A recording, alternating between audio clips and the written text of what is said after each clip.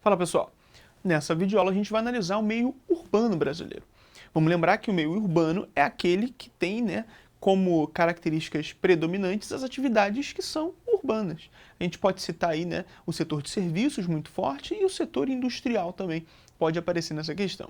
Vamos lembrar que nem sempre a indústria vai estar presente nesse espaço urbano, em todos os espaços urbanos, tá? Então tem espaços urbanos que já tiveram indústria e que hoje não tem mais. Ou até que hoje tem uma quantidade muito pequena, porque elas saíram e foram para outros espaços urbanos, ou até se misturaram com atividades primárias do campo. Então, hoje em dia, é mais difícil de você especificar cada atividade de cada lugar, porque hoje a gente tem uma mistura um pouco maior. Mas de forma mais simples, de forma mais simplificada mesmo, o espaço urbano é aquele onde você tem a predominância de atividades urbanas. Como isso vai funcionar? No caso do Brasil, a gente tem um espaço urbano muito desigual.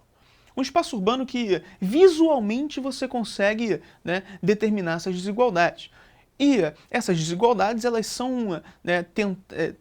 você tem uma tentativa de resolver essas desigualdades pelos movimentos sociais urbanos. Então, esses movimentos sociais, eles lutam por melhores condições de vida, e principalmente acesso à moradia. O acesso à moradia é o principal. Vamos lembrar que acesso à moradia é direito constitucional, tá? Direito que está na sua Constituição. Toda pessoa deve ter acesso a uma moradia digna. Isso está na Constituição. Não é esse professor que vem lhe falar isso. Na verdade, isso está na Constituição brasileira.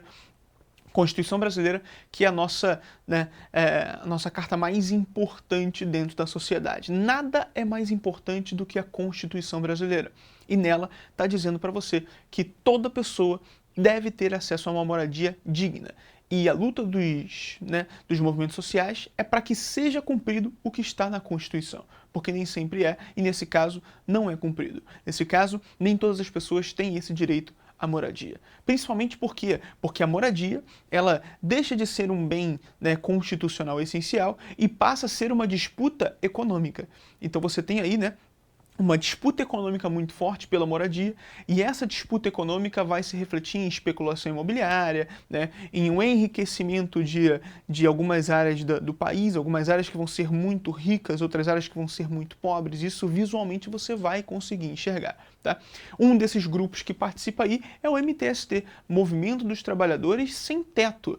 Se você tem o MST, que é o Movimento Social Sem Terra, dos Trabalhadores Sem Terra, lá no campo, você também tem o MTST, que é o sem teto aqui na cidade. Então, a gente consegue fazer essa pequena diferença aí. Movimentos aí que nem sempre vão atuar de forma de base com a lei. Então, existe sim dentro desses movimentos pessoas mal intencionadas ou pessoas que praticam coisas fora da lei. Então, a gente não pode falar que um movimento ele é completamente correto, mas também não pode falar que ele é completamente errado. Então, existem pessoas fazendo besteira em todas as partes. Então, isso é de se tomar cuidado também dentro dessa nossa análise. Mas, de fato, você consegue ver esses espaços urbanos desiguais. Desigualdade visível nas grandes cidades. Você consegue visualmente ter essas desigualdades expostas. Inclusive, eu vou te mostrar daqui a pouquinho uma imagem sobre isso. Tá? Olha lá, diferenças de habitações nas áreas mais ricas e áreas mais pobres. Você consegue ver essa diferença. Diferença essa que pode ser até fronteiriça. Dá uma olhada, eu vou sumir aqui agora da tela, só para você poder ver um pouco melhor, tá? Essa nossa imagem. Dá uma olhada aí na imagem que eu trouxe para você. Nessa imagem aqui, você consegue enxergar uma discrepância muito forte. Você consegue ver um condomínio de luxo no bairro do Morumbi, que tem piscina na varanda, olha que coisa maravilhosa, e você tem uma divisão, de muro com muro, você tem uma comunidade famosa, que inclusive já apareceu até em novela, Paraisópolis. Tá? É muito comum essa imagem. Essa é uma imagem muito clássica para mostrar para você a desigualdade de moradia dentro da nossa cidade. Agora, me traz de volta aí, que eu já estou com saudade de estar na tela. Olha, eu estou acostumado a ficar aqui nessa tela. E você consegue enxergar essa desigualdade muito forte. Isso aqui é só um exemplo. Tá? O Brasil inteiro tem exemplos como esse. É muito comum. Onde esses exemplos são mais fortes? Nas grandes cidades, que é onde a discrepância fica maior.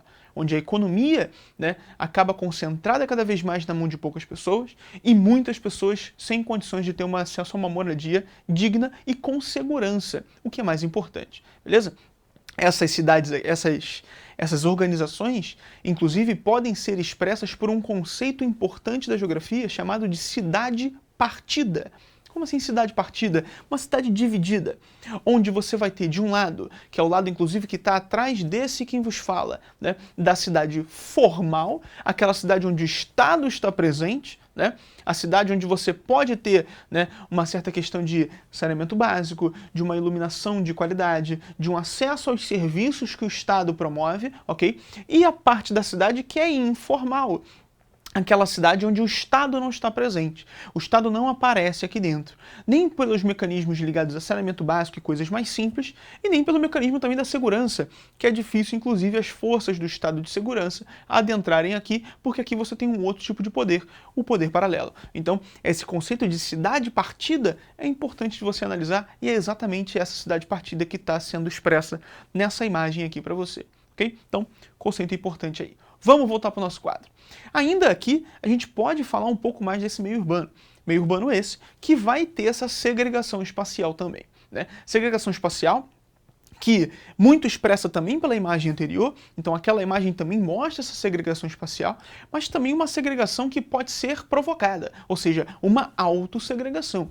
Eu tenho medo, eu tô aí, né, na cidade, eu tenho uma condição melhor de vida, mas eu tenho medo de estar na cidade em áreas que tem esse tipo de comunidade, de favelas, e eu não quero isso, eu não quero isso para minha família e tal. Isso é um sentimento comum do brasileiro.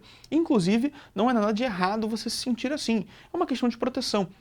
Os condomínios fechados trazem essa autossegregação. Mas a segregação espacial nada mais é do que a divisão de espaços da cidade de acordo com a renda. Você vê isso, inclusive, em shopping centers, né? Tem shoppings que são frequentados única e exclusivamente por população de renda alta, que não há condições daquela pessoa que não tem renda alta de entrar naquele shopping. Ah, vai entrar no shopping? Tudo bem, você vai entrar, vai dar meia volta e vai sair, porque são lojas caríssimas, são coisas caríssimas de se comprar e que não está dentro da realidade. Isso mostra pra gente que existem lugares da cidade que são frequentados por população rica e existem lugares da cidade que são frequentados por população pobre. Pode ter a mistura? Pode, mas não foi feito para que se tenha essa mistura, né? É construído para que de fato haja uma separação. Isso, infelizmente, acontece. Isso é algo que prejudica muito as nossas interações sociais, né? É como se você tivesse no seu círculo de amigos pessoas só de renda parecida com a sua, e no círculo de amigos daquela outra pessoa, daquele outro círculo, rendas parecidas com a deles. Então, isso é algo problemático dentro da nossa cidade, sim. Tá? Então, um problema estrutural ligado a um sistema precário de transporte. Lucas, como assim? O sistema de transporte faz diferença na divisão dos espaços? Sim, faz sim. Sabe por quê? Porque analisa o seguinte, imagina que você tem na cidade uma área que você chama ela de centro. Existe isso na cidade? Existe o centro da cidade? Existe. E essa área central, por que ela tem esse nome? Porque ela está no meio? Não, é porque ela é uma área que centraliza os recursos, centraliza as atividades, centraliza as ofertas de emprego. Então é a área mais importante da cidade, tá bom? Agora vamos lá. Eu quero morar perto dessa área ou eu quero morar longe dessa área? É você que vai me dizer. Você que vai aí nesse momento pensar sobre isso. Eu quero morar perto da área mais importante da cidade? Aí você mais, pô, se a área é mais importante, eu quero morar perto. Só que se eu te falar que essa área mais importante, ela tem mais trânsito, ela tem mais poluição, tem mais insegurança, a violência lá é maior, tem mais caos, barulho, já passa a ser uma área que não é muito bacana de você morar. Então, eu falei assim, não, tudo bem, então deixa eu mudar minha resposta. Se eu puder morar longe, eu moro. Mas eu tenho que ter condições de chegar nesse centro rápido. Opa, olha o sistema de transporte aqui. Se você tem um sistema de transporte eficiente, o que significa? Você consegue sair de um lugar longe e chegar nesse centro da cidade de forma rápida, não tem por que você morar perto desse centro, tá bom? Só que no caso brasileiro, no caso de países subdesenvolvidos ou em desenvolvimento, que é o caso do nosso país, tá? O nosso sistema de transporte ele é precário. Se ele é precário e eu, trabalhador, preciso estar no centro todos os dias, eu vou morar perto do centro. Só que é uma área que, no caso do Brasil, ela é valorizadíssima. Então acaba-se tendo um problema que eu não tenho dinheiro para poder comprar casas ali dentro. Daí vem, né, a favelização. Daí vem, né, a discrepância que eu mostrei naquela imagem para vocês. Tá bom? Então, sem mobilidade, a população busca se localizar nas áreas centrais. Né? Então vai ser uma área muito valorizada, custo de vida muito alto, né? O que acaba promovendo a favelização, que é uma forma de você morar perto do centro sem gastar tanto dinheiro assim, né? E não é uma questão de opção, eu tenho muito dinheiro, mas eu não quero gastar, então eu vou ficar aqui na favela. Gente, infelizmente, as áreas, né, onde você tem a favelização, elas são vistas como áreas de fato difíceis de se viver. Você não tem saneamento básico, não tem acesso à energia de forma direita, né? Falta luz, é complicado pra caramba, tá? Então, não é uma opção, é apenas uma necessidade. Então isso é muito complicado dentro da nossa estrutura, ok? Espero que você tenha entendido e até a próxima.